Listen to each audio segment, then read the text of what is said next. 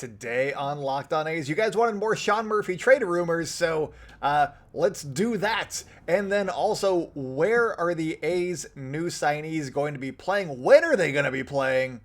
Let's get into it, you guys.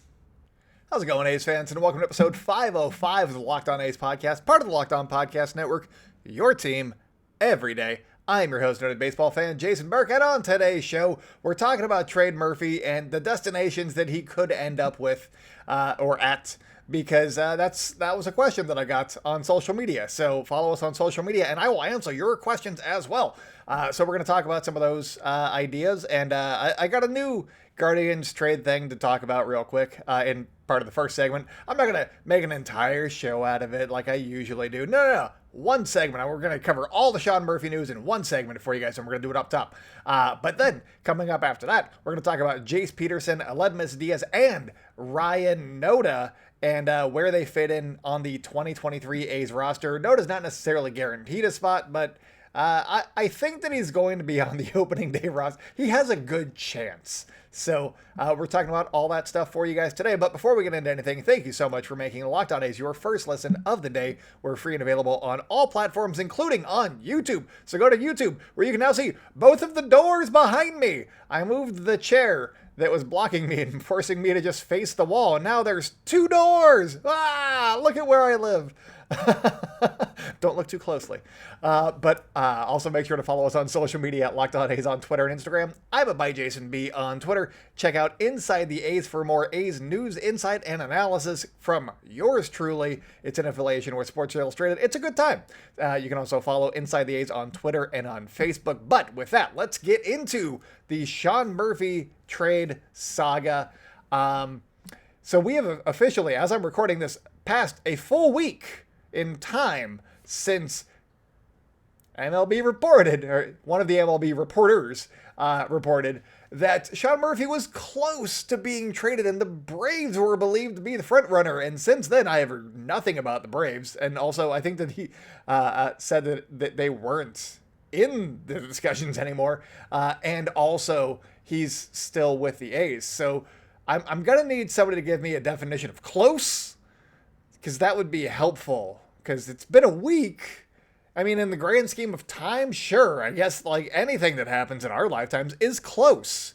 My birth will be very close to my death in the span of time, but in the span of trading Sean Murphy away, not very close. That's all I'm saying. Anyways, so with all of that, and the winter meeting is behind us, and the Cardinals signing Wilson Contreras, people are wondering, is he going to be on the A's next year? And by people, I mean A's fans are wondering, is he going to be on the A's next year? Because that asking price is high. And there's one team, we've talked about them before, the Guardians, that make the most sense. They are a great fit for Sean Murphy. They need him. We need everything that they got. I also think that the A's might have to let up on the asking price a little bit to make it happen, but they make the most sense. I'd be happy to see him in Cleveland and not like New York or other teams that I don't like. Even the Giants. No, the Giants. No, I don't want him on the Giants. I'm okay when they sign other guys from other teams. I don't want to see my guys on their team. That's still a sticky subject. Okay, good. I do have hatred for the Giants in my heart still. That makes me feel nice, because when they were close to signing Aaron Judge, I was kind of hoping for that, because then I could go like watch him, and then I could bring like the little kid, and I could go be like, hey, look, there's Aaron Judge. We get to see one of the best players in baseball. That's fun, as opposed to like waiting for once a year. I could go like one of 81 times. That would be sweet. So I feel good that I know that I don't want the Giants to still have nice things.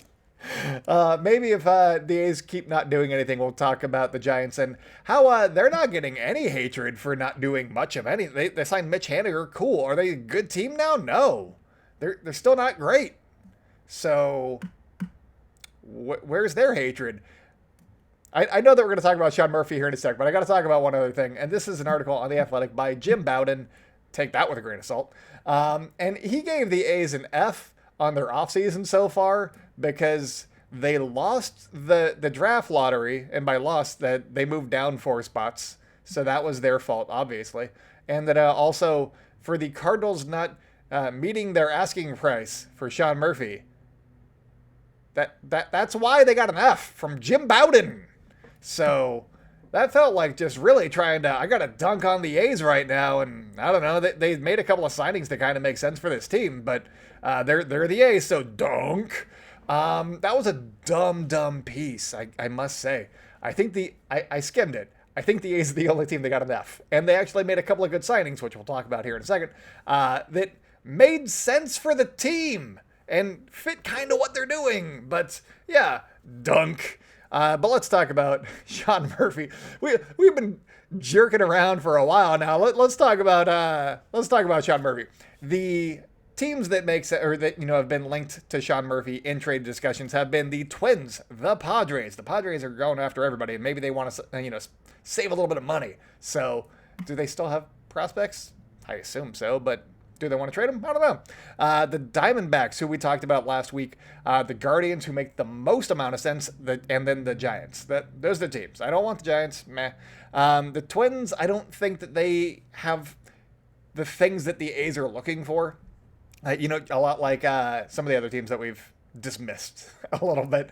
The Cubs kind of make sense if you do like one specific trade. The Astros don't really make a lot of sense because they're doing stuff. But yeah, the Twins kind of need, they're running they're on a tightrope right now, and they need the guys at the major league level, I think, to have success. And so if you're moving any of those guys, then all of a sudden they're not going to have success. The A's can't get any pitching from the Twins because the Twins need their pitching for themselves. So there's that. So the Guardians make the most sense. They have talent at both the major league level that is accessible and also at the high minor league level too, like George Valera. We'll talk about that trade here in a second. A couple of other possible landing spots that could jump into the fray here. The Milwaukee Brewers, which that is a team that Lindsey Crosby of MLB Prospects mentioned as a deep sleeper pick when he was on 2-3 weeks ago. So check out what he said about that. But I could see them looking for an upgrade. Their catcher Victor Caratini is going to be hitting free agency at the end of this season, or the 2023 season, and he's owed like $2.8 million. So he's it really depends on what direction the Brewers are going, I think, which would determine whether or not they would be in on John Murphy. If they still want to, keep going, sure. But I don't know that they do. I think they might be going for like a little bit of a reshuffling right now. And maybe they, push some cards on the table, but maybe they want to, get their prospects up, let those guys go, and, build around them. I don't know. Speaking of the Brewers, Dominic Cotroneo, Vince Cotronio's son, is going to be on the podcast on tomorrow's episode talking about Jace Peterson and the Brewers, and we're just going to, talk about some stuff. Hopefully we get an embarrassing story about Vince Cotroneo. That'd be great. I'm going to give him, one of my questions is going to be, let me know something about Jace Peterson that you have not told your dad and that you will not tell your dad, because that is exclusive information for Locked On A's. So tune in tomorrow to see and hear Dominic Cotroneo talking about Jace Peterson and some of the, what the Brewers are up to. And maybe we trade Sean Murphy to the Brewers. I don't know. We'll see where the discussion leads us. But another team that could also be involved here, potentially, would be the Yankees. I don't know that they got Jose Trevino, and he was an all-star, and he was a Gold Glover, and blah, blah, blah, blah, blah. Sure, I guess. He was also below league average offensively, so he wasn't a Silver Slugger like, I don't know, some catchers. Or Silver Slugger finalist, let's be clear. And also, Sean Murphy was a Gold Glove finalist. So, yeah, I think that he would be an upgrade by roughly 30% with the bat. And he also does all the things that Jose Trevino does defensively. So that would be a reason that the Yankees might want to go after him without having to spend a lot of money, because they are spending so much money right now. Do I want to trade with the Yankees? No. Could I see the Yankees wanting to, have some Frankie Montas insurance by bringing in his old catcher and being like, hey, we fixed you, Frankie. You better not go mess this up right now. Yeah, I could see that being a reason the Yankees go and trade like Jason Dominguez of guys, just one of their top prospects to the A's so that they have a better shot in 2023. I don't know. We'll see. They're not going to trade Volpe to the A's. I would imagine. But maybe, Peraza. The guys that we talked about last summer, maybe one of those guys that come to the A's this time around.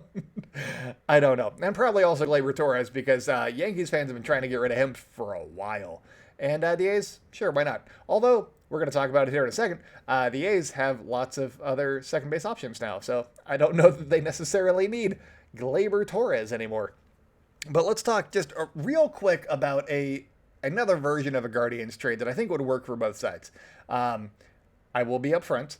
Baseball Trade Values, the website, which is, used as a tool, not as gospel. It has this value favoring the Guardians. I'll be upfront with you on that. But I think that from, my perspective, there's a lot of upside on this, and those trade values, or the worth, that's a weird word, the value of the players coming from the Guardians to the A's has the potential to go up a lot. So currently, sure, but as you develop these guys, the A's could come out so far ahead in this deal. So that's up front. But obviously you got George Valera. I think that he would be the centerpiece of any of these deals that the A's would have with the Guardians. I've said that before. I'm sticking with that. George Valera, that's the one. The Guardians have also said that they do not want to trade any of their top 3 pitching prospects. I'm going to go ahead and call BS on that one. I'm going to go ahead and let them trade me Bisbee, who is the second of 3 pitching prospects that they would not want to trade. He's good. His trade value is all right. He has a lot of good pitches. He has a good fastball. He had a really good season in Double-A last year, and I want him. I want him. Of the 3 guys, I want that guy. Also, and then those are the 2 main pieces. It'd be those 2 guys, essentially, that the Guardians would be trading. And then there's Cody Morris, who we talked about in the previous trade scenario. I liked him. Cody Morris is good. His problem is that he has had an issue staying healthy. And that is something that the A's can hopefully fix. They just give him some Jed juice, and then all of a sudden, he's healthy for an entire season. Boom! It's a great trade piece. If he's healthy and on the field, he is very productive and would be a steal for the A's, I think. And he was offered to the A's in the trade that Jeff Ellis sent over, so I like that idea. Also, Will Brennan, who was an outfielder, he played like 15 games with the Guardians last year. He hit over 300. He was solid. Nothing like crazy. He was also the Guardians, or is the Guardians, number 20 prospect, I believe. So he's not like a super high prospect, but he does not strike out. He struck out like under 10% of the time in 150 pitches seen at the major league level. He makes contact, and he did that in the minors as well. He is ridiculous, and I think that he could be interesting.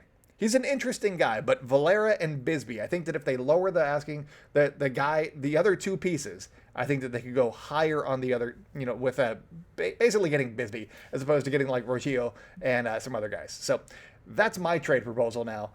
It favors the Guardians by about 10 points. It's not necessarily close, but I think that it could be a real big win for the A's, because you got 2 pieces that are not likely going to hit, because baseball's a weird sport, but they have good, floors, I would say.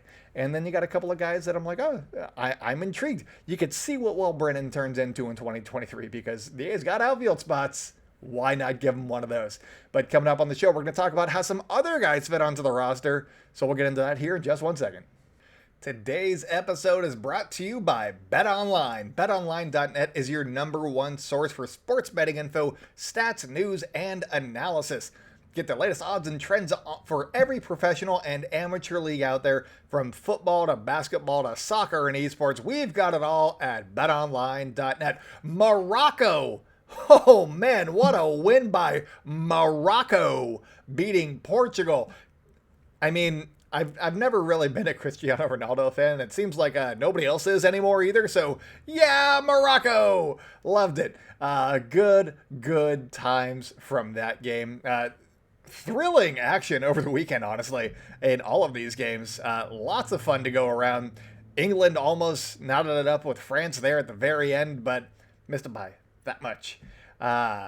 World Cup soccer is one of my favorite events. But anyways, if you love sports podcasts, and I'm guessing that you do because you're listening to one currently, you can find those over at BetOnline as well.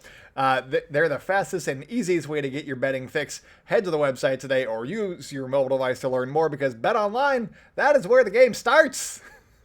Welcome back to the Locked On A's podcast. If you guys are enjoying the show, make sure to subscribe on your favorite platform of choice. If that is YouTube, subscribe, like, comment below. That is always very helpful. What do you think about that Guardians trade that I just laid out for you guys? Let me know in the comments. And also make sure to follow us on social media at Locked On A's on Twitter and Instagram. I'm at @ByJasonB on Twitter. Make sure to follow Inside the A's on Twitter and on Facebook so you never miss an article over there. It's more A's news and analysis for you guys coming to you every single day. Sometimes so many times a day. It depends on how much news there is and how many times I can break it down. But let's talk about some news that happened this past week where the A's signed Jace Peterson. Well, they came to agreements with Jace Peterson and Aledmys Díaz. And then they also drafted Ryan Noda, a first baseman from the Los Angeles Dodgers, in the Rule 5 draft. So they made 3 additions to the roster, most likely. 2 of those guys are going to be in the majors, assuming that everybody's healthy. So, and then Ryan Noda is a Rule 5 pick, which means that he might not be in the majors, but that would mean that he's not with the A's anymore. But I think that he's going to be okay. We'll talk about him in the third segment. But let's talk about Jace Peterson and Aledmys Díaz for right now. I wrote this out, so if this is a lot of numbers, it's over at Inside the A's. Check it out over there. But I wrote out splits for both of these guys, where I think that they could fit in with guys that the A's currently have on the roster at different positions, where all of these guys play well or the best defensively. And it kind of makes it so that the A's are okay, maybe, at a few spots. So, well, I mean, they're melding everybody together. They're coming up with like a mishmash of guys, and we're like, hey, we got some league average spots now. That's great. And I posted this article on Twitter, and somebody was like, so you're saying that they all suck? And that is actually not what I was saying at all in that piece. In fact, I was saying, hey, the A's are a little bit better, and these are nice signings. Sure. I still don't know that I've actually seen the official terms for Jace Peterson, but I thought I saw something floating around that it was like 2 for $9.5, which sure sounds great. But I haven't seen that by like a confirmed source. It was in a Discord chat, so there was no sourcing involved. But let's talk about Jace Peterson versus lefties. He hit .281 with a .343 on base, 0 home runs. It was a very small sample size, but still. And also struck out 28.6% of the time. That is 3 points higher than he was against righties, which is still a little bit higher than the A's have generally been going after. But hey, we'll see. Versus righties, he hit .230 with a .313 on base. He had 8 home runs, so all of his home runs. And then he struck out 25.6% of the time. So against righties, he didn't hit for the highest average. His on base was a little bit lower. Was also in a much bigger sample size, and he struck out a little bit less, so that was good. And he also hit home runs, so that was solid. So I think that he plays third base against right-handed pitchers because he was great defensively again.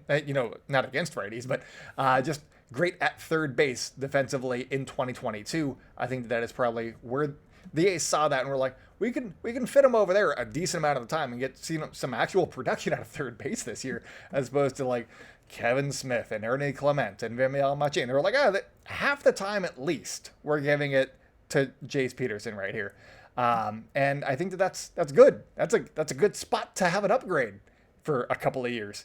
Does that mean that Zach Geloff is going to third now? I don't know. I don't know what some of these moves mean for the prospects. And, Zach Geloff had been at second, at third. Where's he going to end up? Not sure. We're going to find out. But he's played both. So I think that Jace Peterson plays third base against righties. And then, in an interesting move, Vimial Machin and both Vimial Machin and Kevin Smith were kind of the front runners for third base heading into the offseason for opening day of next year. But with the Jace Peterson signing, I think that only one of those guys is probably going to be on the big league roster, if any of them. And so if the plan is to platoon Jace Peterson with somebody, Jace Peterson is a lefty, Kevin Smith is a righty, and in the minors against lefties, Kevin Smith hit .320 with 6 home runs and a 26.4% strikeout rate. Those are good numbers. Granted, Pacific Coast League, and I know that he struggled very mightily in the majors.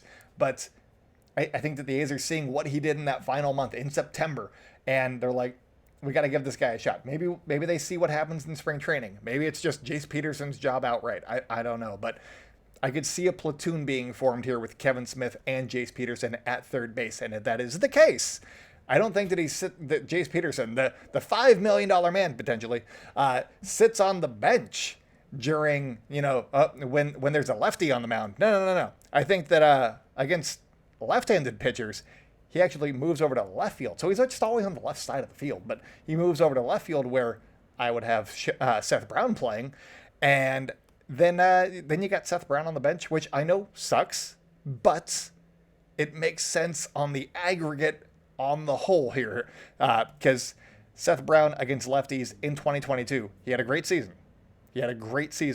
But he hit 174 with a 60 WRC plus. That is 40% below league average against lefties compared to a 129 WRC plus against righties. So yeah, you want him in against righties for sure, but against lefties, not great. He made lots of strides, but I think that you could pick his spots a little bit more. If he's on the bench, you could bring him in to face a righty reliever in the right spot. Maybe he has some more big at bats as opposed to rolling one over against lefties. I don't know. Hey, but you also got to see how he does against lefties with the new shifter rules too. So we'll see how that goes. But moving on to Aledmys Díaz here. So that's what I got. I got against. We'll get to Aledmys Díaz. Jace Peterson plays all the time. In my scenario here, he splits time at third base with Kevin Smith. He splits time in left field with Seth Brown. That's how I see it kind of going. It's December, so we'll see how it goes in spring training. But Aledmys Díaz versus lefties, he hit 267 with a 333 on base and a 766 OPS. Good numbers. Versus righties, he had a 233 average. That's all right, but a 268 on base and a 659 OPS. So that on base, not great. I will say his best position defensively the last 2 years has been at second base. I think he's played like 250 innings combined the last 2 seasons, and he's produced 3 outs above average at each season at second base. That's pretty solid. So I think that you have him at second base. You have Tony Kemp at second base, which is his best defensive position.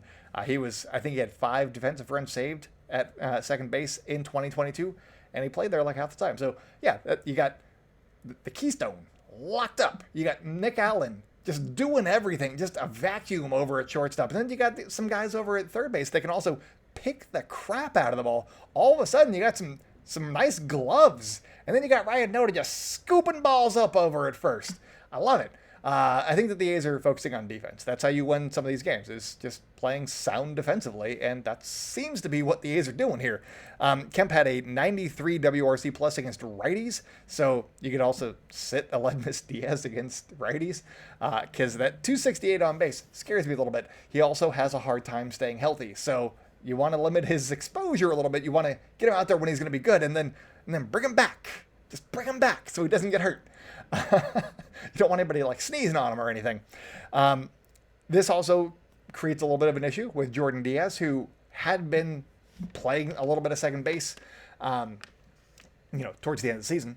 And I don't know that he would have a spot on the A's opening day roster. He is one of the best pure hitters in the system. I know that. I am very excited about Jordan Diaz moving forward, but he needs a defensive position for the team. I would say just plug him in at DH. I don't care, but they want him to play defensive position, so I think that he starts the season off in AAA, learns a defensive position. I don't care where it is. Throw him in left. I keep doing that. I just keep saying throw them in left, because that seems to be the defensive scenario for a lot of players. Is just put them in left field and see what happens. Outfield defense is fun. So yeah, I think that would be roughly what happens right now as the roster sits. Coming up, we're taking a look at Ryan Noda, and is he going to be platooning? Is he going to have the job outright? What does that mean for some other guys on the roster? We'll talk about that here in a second. Today's episode is also brought to you by Simply Safe. At Locked On A's, we believe home should be where you and your family feel safest, especially over the holidays. This season, give yourself and your family the gift of peace and protection with the #1 rated home security system, Simply Safe. And right now, Simply Safe is offering Locked On A's listeners 40% off of a new security system, but don't put this off. Simply Safe was named the best home security system of 2022 by U.S. News and World Report a third year in a row. In an emergency, 24/7 professional monitoring agents use Fast Protect technology exclusively from Simply Safe to capture critical evidence and verify that the threat is real so you can get higher priority police response. Don't miss your chance to save big on my favorite home security system. Get 40% off of any new system at simplysafe.com/lockedonmlb today. That's simplysafe.com/lockedonmlb. There's no safe like a Simply Safe. Welcome back to the Locked On A's podcast. If you guys are enjoying the show and you've made it this far, please leave us a 5-star review on your platform of choice. Also, if you're on YouTube, comment below because that helps the algorithm find us and helps A's fans like you also find the podcast on YouTube. Make sure to follow us on social media at Locked On A's on Twitter and Instagram. I'm at @JasonB on Twitter. Inside the A's is where you can get all of your latest news, insight, and analysis from me. So go check out Inside the A's on Twitter and on Facebook at Inside the A's. But let's talk about Ryan Noda here. I'm excited about him, and it seems like the A's are also excited about him. They've asked for him in trades in the past, according to reports. Everybody reported that, so I'm not going to single out anybody. But Melissa Lockard and Martin Gallegos both had that. So shout out to those guys. But yeah, the A's wanted Ryan Noda. They asked for him in a slew of trades, including the Sheldon Noisy deal. And the Dodgers said, no, we'd rather have you wait 2 years and then get him for free. So how come they didn't get enough, Jim Bowden? That was a dumb move on their part. Anyway, we might have a new segment called Dunkin' on Bowden because he has some fun takes that have given me content. So keep them coming, Jim.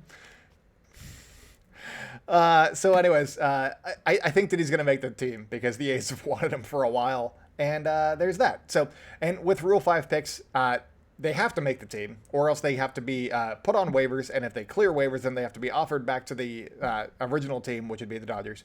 And I think that Ryan Noda is going to be good. Also, Baseball Reference said that he would be one of the, he was a better first baseman than like 10 teams already had on their rosters, and the A's were probably one of those teams. So he's already an upgrade over what they had. So, and he just been languishing in the minor leagues, and now at 27 years old, he can make his big league debut and just start mashing baseballs for the Oakland A's. I love it. He doesn't really have any big splits, so I don't know that he's going to be a platooned guy. I'm sure we'll find something with him as he develops at the big league level, and maybe you find some sort of a platoon partner for him. But I think that the bigger impact here is that Aledmys Garcia, he could end up starting the season in Vegas or at DH, but he has options. He has 3 options. He may end up starting the season in AAA to work on strikeouts. And I wrote that on purpose because I don't mean to work on striking out more. I mean, he was striking out like just under 30% of the time at AAA, and then he struck out 44% of the time in the big leagues. He needs to not do that as much to be a successful big leaguer, and so I think that the A's could start him off in the minor leagues. Be like, make some more contact, hit the snot out of the ball, but do it with contact. And I think that Aledmys Garcia might be a little bit more of a work in progress in 2023 at the maybe he's up and down a little bit, but I think that he might not be on the opening day roster because of the presence of Ryan Noda here. Seth Brown is the only other, besides Aledmys Garcia, the only other first baseman that the A's had in 2022 that's still with the organization. And I threw Seth Brown over in left field, so seems like Ryan Noda's got the job. I mean, Seth Brown can still play first base. It's fine. He wasn't great at it, by the metrics. He was fine at it, but he wasn't great at it. So I think that I think it's Ryan Noda's job, really. Kevin Crone, not Kevin Smith. Kevin Smith was last segment. He plays third base.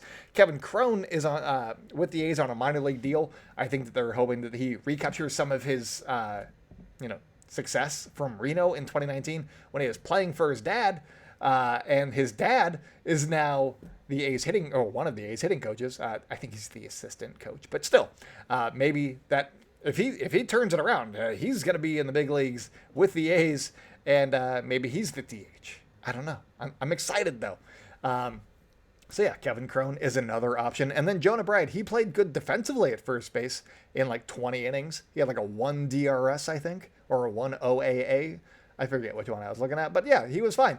He needs to drive the ball a little bit more. I think that 5 of his 33 hits, I think those are the numbers, went for extra bases. That's not a lot. So he needs to work on driving the ball a little bit more, I think, to really get more playing time at the big league level. We'll see what he does, though, because he brought his high contact profile with him to Oakland. He didn't strike out a ton. He still walked a pretty decent amount.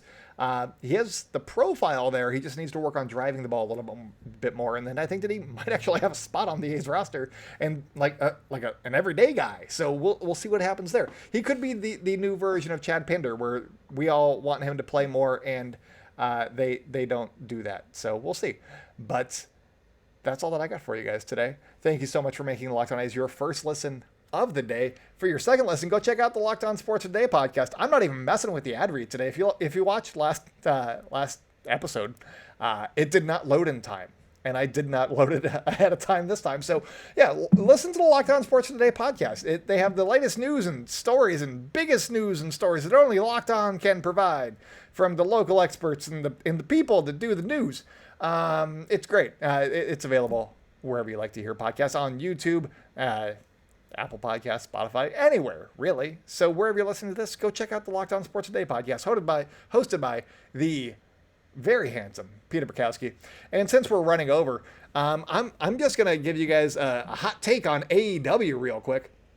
1, are they signing Sasha Banks? I don't know. The rumors are heating up. But 2, during the Bet Online ad read a few episodes ago, I talked about Ricky Starks and MJF, and that they were going to challenge each other for the Dynamite Diamond Ring. And at some point, I knew that much. I'd seen that much of the most recent Dynamites. And I think that right now, at Winter is Coming on Wednesday, they're going to face each other. MJF, it's his first title defense. He's going to win, obviously. But Ricky Starks, they don't want to bury him, though. So I think that he ends up winning the Dynamite Diamond Ring whenever they face each other for that, and which would be a big achievement. I think that would be a crowning achievement, while not putting a title on him, putting the diamond ring on him. Wrestling's fun. Would be a big thing, because MJF has been the only person that's held the Dynamite Diamond Ring for 3 consecutive years. And to put that on Ricky Starks, I mean, it'd be kind of like the FTW Championship, but still, it's something for him, and it would be a little bit of a crowning achievement, while not putting him necessarily at the top of the heap. He'd be on the heap, I think. So Ricky Starks is fun. I like him a lot. He really won me over when they went to Louisiana, and he was a heel, and he cried because he was in his hometown, and everybody was so nice to him, and that made me happy. So go Ricky Starks, big fan. Also, he was doing the Undertaker rope walk at some point, and he pointed at like Jungle Boy's mom and was thrusting, and it was really funny to me. So gotta love Ricky Starks. He's got the talent, you guys. Can't wait to go to the show in Fresno.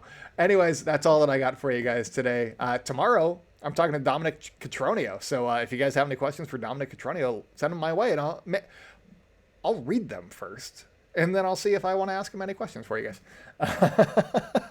Gatekeeping. But that's all that I got for you guys today. So until next time, go out and celebrate good times, A's fans, and I will talk at you tomorrow.